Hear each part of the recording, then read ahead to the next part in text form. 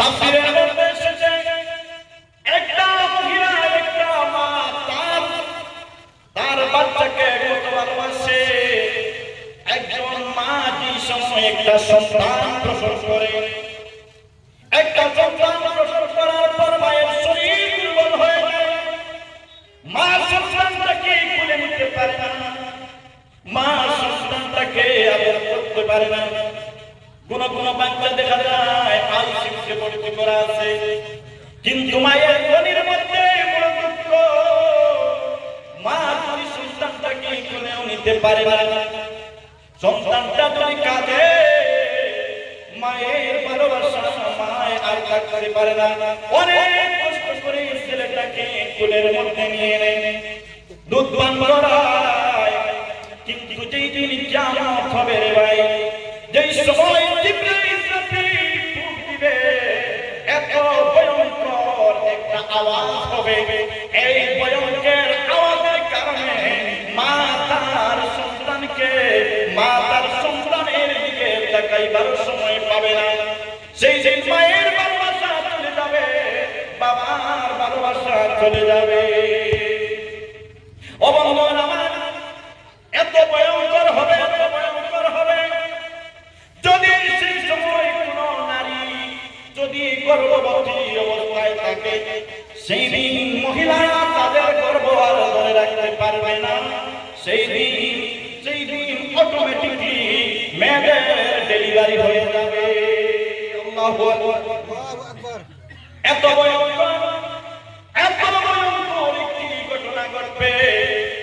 এটা তো আমরা শুধু তাফসীর যারা করেন তাদের মুখ থেকে শুনি আর মনে নেই, কিন্তু আমরা একবার কি এটা যে অনুভব আমরা করি না যে এটা সত্যিকারে হবে না হবে।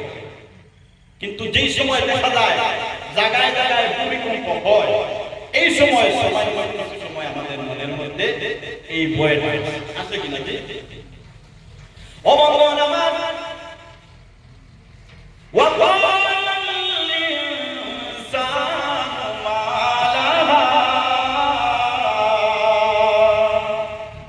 সেই সময় মানুষ বলবে এই জমিনের কি হলো, জমিনের কি হলো, জমিনের কি হলো আজকে।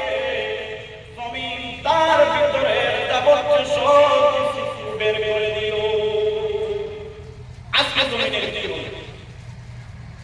ও বন্ধুগণ আমার, এই সময় কিয়ামত হয়ে গেল। এখন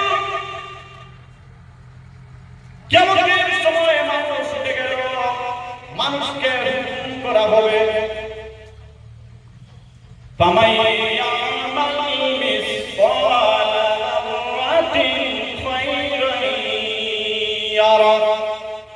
মানুষ তার ছোট ছোট আমলগুলা সেই দেখতে পারবে।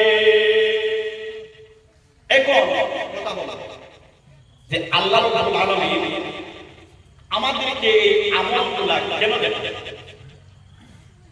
ইয়াউমা ইযিন ইয়াসদুরুন নাসু আশতাআন ইউরাউ আমালাহুম।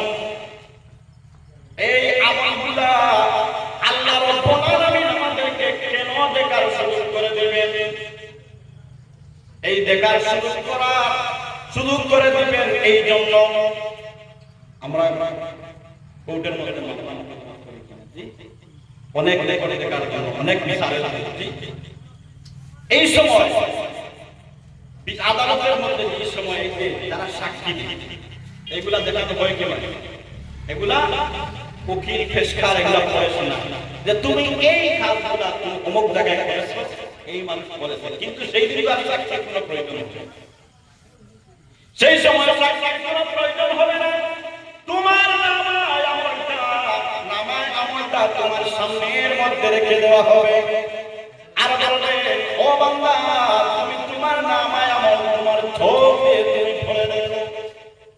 এখন তুমি যদি তোমার একটা জমি বিক্রি করে দাও, বিক্রি করে দিয়ে তুমি যদি সই করে দাও, এরপরে যদি তুমি আবার অস্বীকার করো না না আমি আমার এই জায়গাটা বিক্রি করে নাই, আদালতের মধ্যে এই সময় হাকিম তোমাকে হুকুম করবে যে এই জায়গা বিক্রি হয়েছে, তুমি এই সুইটা মেরেছো, এটা কি মিথ্যা মেরেছো। এই সময় কথা বলার কি কোনো সুযোগ আছে? কোনো সুযোগ নাই, কোনো সুযোগ নাই। ও বন্ধুগণ আমার, এই জন্য আল্লাহ রাব্বুল আলামিন বলেন, ভামাই আল্লাহ রাব্বুল আলামিন বলেন, তোমাকে তোমার এই নামায় আমলগুলো দেখার আমি সুযোগ করে দিলাম। বান্দা তুমি তোমার আমল নামায় আমল তুমি দেখতে পারবা। এখন প্রশ্ন হলো, আমরা সেই আমরা যারা পড়া জানি না সেই দিন তো নামায় আমলটা থাকবে, আর কি থাকবে? আর ভাষায় লেখা থাকবে। সেই দিন কি আমরা যারা পড়া জানি না আমরা কি এই ভাষা জানতে পারবো? হ্যাঁ, আল্লাহ রাব্বুল আলামিন বলে সেই দিন আমার বান্দাকে তার নামায় আমল পড়ার সুযোগ আমি আল্লাহ করে দেব। বলেন সুবহানাল্লাহ।